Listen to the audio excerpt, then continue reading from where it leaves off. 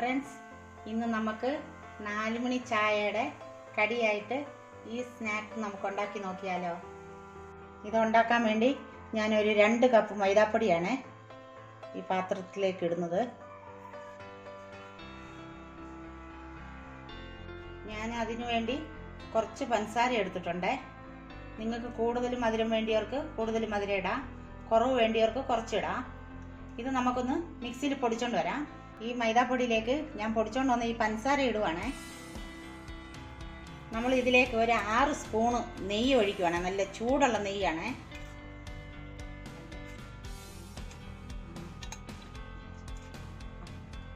ഇതിലേക്ക് നമ്മൾ കുറച്ച് ബേക്കിംഗ് സോഡയാണ് ഇടുന്നത്. പിന്നെ കുറച്ച് ഉപ്പ്.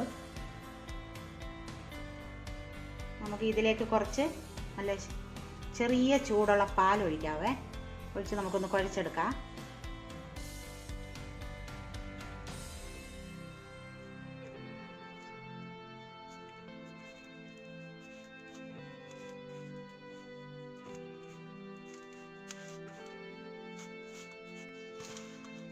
നമ്മളിത് ചപ്പാത്തിയുടെ പരുവത്തിലാണ് കുഴച്ചെടുക്കുന്നത്. നമ്മൾ പാലൊഴിച്ചത് കുറച്ചേ ഒഴിച്ചുള്ളൂ. നമ്മൾ ആവശ്യത്തിന് കുറച്ച് വെള്ളം കൂടി ഒഴിച്ച് കുഴച്ചെടുക്കാം.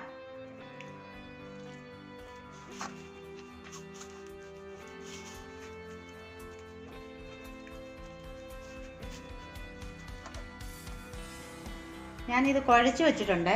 ഇതൊരു 15 മിനിറ്റ് നമുക്ക് റെസ്റ്റിന് വെക്കാം. ഞാനിത് കുഴച്ച് വെച്ചിട്ട് 15 മിനിറ്റ് ആയേ. ഇത് നമുക്കൊന്ന് കൈയിട്ടൊന്ന് കുഴച്ചെടുക്കാം ഒന്നുകൂടെ.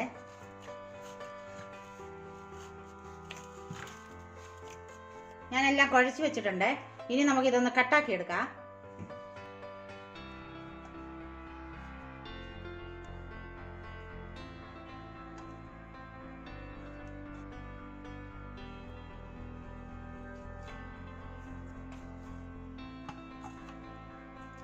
ഇനി നമുക്ക് ഉരുളയാക്കി എടുക്കാം. ഞാനിവിടെ എല്ലാം ഉരുളകളാക്കി എടുത്ത് വെച്ചിട്ടുണ്ട്. നമുക്ക് ഇതൊന്ന് പരത്തി എടുക്കാവേ.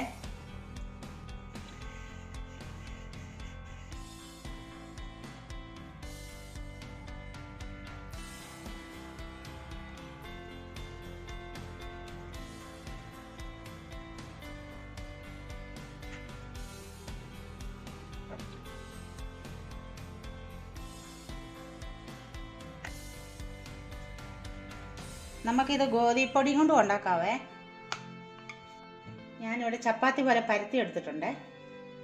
ഈ കനത്തെ വേണേ പരത്തിയെടുക്കാൻ. ചപ്പാത്തി പരത്തുമ്പോൾ നമ്മൾ കനം കുറച്ചല്ലേ പരത്തുന്നത്. അത്രയും കനം കുറയ്ക്കല്ലേ, കുറച്ച് കനത്തെ നമ്മൾ പരത്തിയെടുക്കണം. ഇനി നമുക്കിതൊന്ന് കണ്ടിച്ചെടുക്കാം.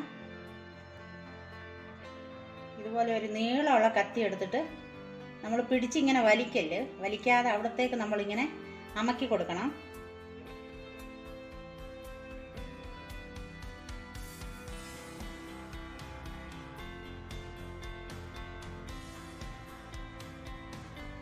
നമ്മളിത് ഡയമണ്ട്സ് ഷേപ്പിലാണ് ഒന്ന് കട്ടാക്കുന്നത്. ഈ കത്തി പിടിച്ചിട്ട് ഇങ്ങനെ അമക്കിയാൽ മതി. നമ്മൾ പിടിച്ച് വലിക്കല്ലേ, വലിച്ചാൽ അത് വലിഞ്ഞു പോവും.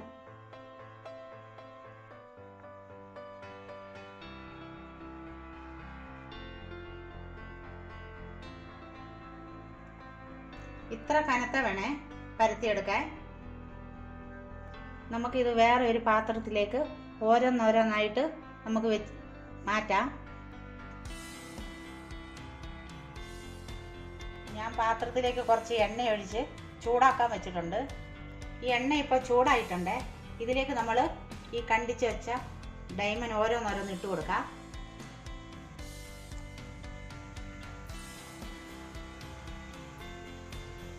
ഇത് മീഡിയം ഫ്ലെയിമിൽ വെച്ചാക്കണേ.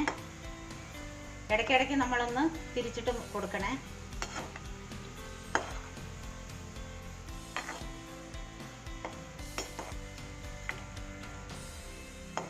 ഇത് നല്ല മൂത്ത് വന്നിട്ടുണ്ട്. നല്ല ബ്രൗൺ കളറായിട്ടുണ്ട്. ഇത് നമുക്ക് എണ്ണയിൽ നിന്ന് കോരിയെടുക്കാം.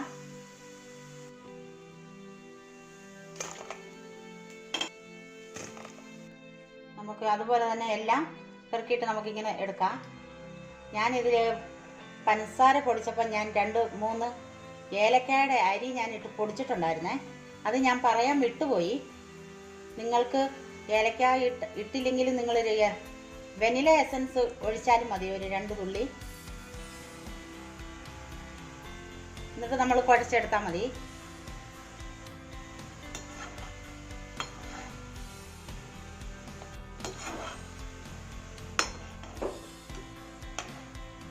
അങ്ങനെ നമ്മുടെ സ്നാക്ക് ഇവിടെ റെഡി ആയിട്ടുണ്ട്. നമുക്കിതൊന്ന് കഴിച്ചു നോക്കിയാലോ.